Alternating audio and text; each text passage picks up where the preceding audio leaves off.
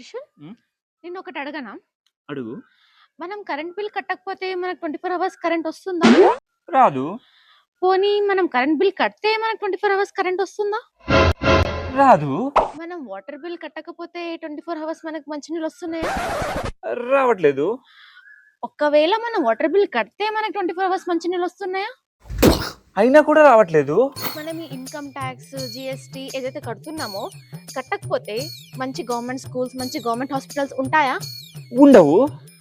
ఒకవేళ మనం income tax and GST correct గా కడితే మంచి గవర్నమెంట్ స్కూల్స్, మంచి గవర్నమెంట్ హాస్పిటల్స్ ఉంటాయా?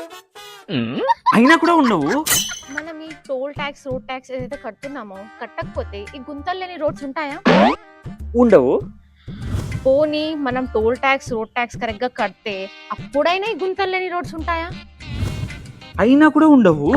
మన దేశంలో రాజ్యాంగం రాకపోయి ఉంటే ప్రతి పౌరుడికి సమాన హక్కు ఉండేదా? లేదు.